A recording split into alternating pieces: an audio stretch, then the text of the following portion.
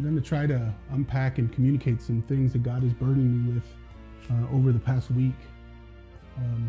Last week I sent out a message talking to Republicans that I couldn't, in good conscience, vote for Mr. Trump. That there's just too much of a character issue there, and so I felt like I was supposed to be, the burden was supposed to be left off me a little bit, lifted off of me, and I felt like that message was going to be reached with a lot of opposition, but there really wasn't a whole lot of opposition. So it had me questioning God. Like, I was talking to him this morning. I was asking him, was this truth? Because I know truth is always met with opposition, and I got very little opposition from that message. Not that I'm looking for a fight, but if it's truth, there should have been some bite back, and I got a little bit, but not to the scale that I thought I would. And so I'm still burdened. I still have this thing, and so I'm asking God what's going on, and He says, "Well, you forgot about the other side," and so that's why I'm going to finish the story today. And maybe I'm wrong. Maybe I'm just feeling burdened by this, but I gotta say the words. I gotta release what I think is being told to me. If you're a God-fearing American, this message is meant for you. We have a severe character problem in our country today. I think that's evidenced by the shape that our country is in. And don't get me wrong, I got a whole lot of my own character flaws. This is in no way me trying to say that we're supposed to have some type of sinless leader, and that I'm righteous in the sight of men. I'm working through my salvation in fear and trembling, just like every other man. But I think we have a deep character problem going on in this country. And if I ran for politics too, they'd probably find something on me too. I'm sure they would. I've done and said things that I am not proud of. But as believers, our character is proven by what we say and do after we meet Jesus. I know all media is biased, and I know there's no one better than the other, and that we're getting all these mixed messages. But we can take the information that we're given, we can cipher it, we can go through it, we can unpack it, we can talk to God about it in relationship, and in our gut we're going to have some serious understandings about the character of the people involved. And so let's talk about that a little bit today.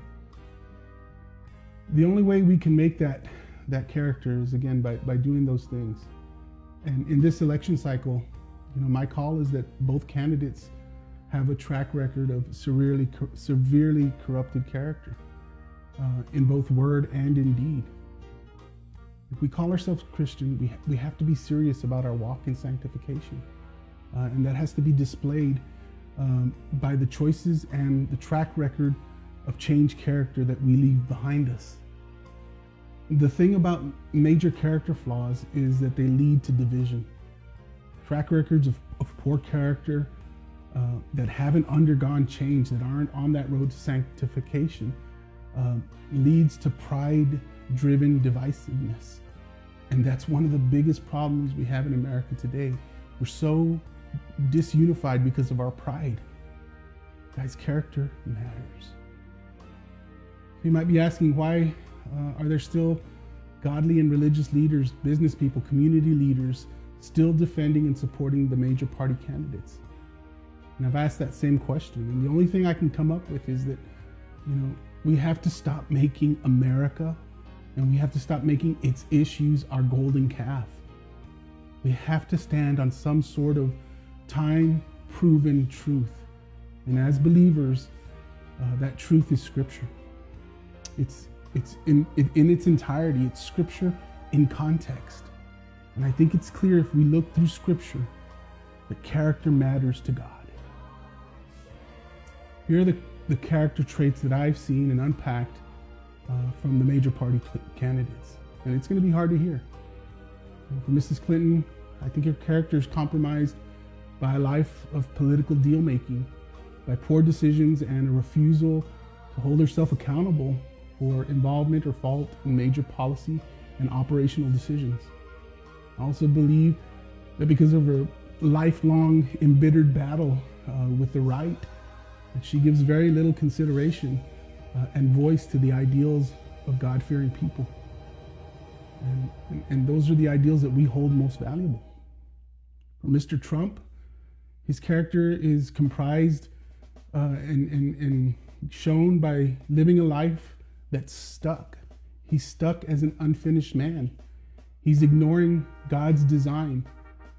The outcome of his decisions, in my opinion, is probably America's number one problem. Too many lives have been destroyed by unfinished men. That's the truth. Too many lives have been destroyed by unfinished men. They've chosen themselves over their marriages, over their families, over their communities. God's design is that we are the standard bearers and the protectors of all these things that He's given us as the role of men in the lives of our country and our communities. The real evil are the lies and fears the enemy is planting all over the country. We see them every day on both sides, in the media, on social media, and in our conversations. I think the spiritual warfare is why so many influencers are afraid to speak out. We all have something in our closet, right? So having a revelation, a burden that requires speaking something you believe is truth, you're going to piss enough people off, and that can expose areas in your life that you're not proud of. But we can disempower that. We can kill that fear and spiritual enemy by uniting and speaking truth in unity and speaking in unison truth to power, so that one voice, the message will not be killed off when one voice goes under scrutiny. We can't skip the process. There's no political way out of the state of America and the state it finds itself in. Democrats, you want social justice? Get in your community and build relationships with a lost and hurting generation. Teach them self-worth, confidence, hard work, and love. Republicans, you want God in people's lives. You want less dependence on government. You want good morals and family values. Then you have to do the same thing. Both Democrats and Republicans, we all have to own up to our responsibilities to family and to community, especially you men out there. Enough is enough, man. We have to grow up. We have to start leading under our God-given manhood, not with machismo, but with honor, love, and the cherishing of all that God has given us to steward. The best way to stop abortions is to teach and model to our sons and our young men God's design for sex and masculinity. It's to teach them to marry and to honor the women God put in their lives, to teach them self-sacrifice and teach them how to love, defend, and provide for their children. That's the hard way, and you can't skip the process, and you can't legislate your way out of that. If you're worried about ISIS, go make some friends in the Muslim community and let them see how God-honoring Christians live. We'll fight the radical Islamic terrorists, but not at the cost of losing the opportunity to witness to all peaceful Muslims. We have a God-given gift in our election process, the choice to stand on truth, to research our candidates, and to choose good character. That's a foundational part of choosing our leadership. We have to send a message. I'm asking you all to write in your vote to choose character over issues. God-fearing Americans, we have to vote on foundational truth. Truth stands the test of time. It's building our house on a rock instead of building our house on sand. It won't be washed away. The divisiveness will stop. There's got to be unity. Pastors and people in organized nonprofits, they can't be the watchmen in America because of separation of church and state, because maybe they're scared of the repercussions. I don't know. Maybe it's going to affect their livelihood. Maybe sometimes, dare I say, it's pride. It's scary and hard to admit fundamental mistakes in our personal ideals and doctrines, and we scramble to save face, and that's not necessary. We have to stand on truth. We have to be the voice, you and I. We can't rely on people, that have influence. We have influence, each one of us as individuals. We all have a voice. We have to gather the data and the information, and we have to unpack it and look for God's truth. And we have to shout it from the rooftops when he speaks it to us. We have to start owning our mistakes and try our very best. We have to make our best effort to make our mistakes right. A watchman holds all of God's people accountable, and accountable on division especially. We cannot be divided. We all have a voice. Light flushes out darkness. We need to call out things that are wrong, and not in self-righteousness, but in love. I'm not perfect, man. I miss the mark a lot, and I don't call out people that I should. But I'm tired, and I know you're tired. We have to call out character flaws in each other and in our friends out of love for them and for their families and in our communities. We have to tell them with the right heart so that the message can be received. We have to compromise. Unity is not the same thing as uniformity.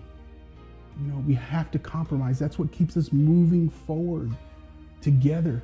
We have to give a little bit on both sides, and we have to stop making what is uncertain certain. It's hard work, but it's worth it. We have to be vulnerable. We have to value relationships over ideologies. We can agree to disagree and move forward. Sometimes it's in painful ways, in compromise, but that's just like the best relationship there is supposed to be on this side of heaven, right? Our relationship with God and the relationship with our spouses, in our marriage, it's a give and take. That's the only way we make it work, because we love each other and because it's sacred and holy to us. We have to fight for those things that are sacred and holy in unity. Maybe we need to go down the further road of division in America. Maybe, the foreseeable outcome of this election has to take place. Maybe it's gonna take us. If we vote and a major party candidate wins, we're gonna go to some dark places. Either way, God will use it for his glory, whatever it takes to unite us and to bring us together with each other and with him. I'm writing in my vote. I'm writing in my vote for good character, and I think you should too. God bless you, and God bless America. Good night.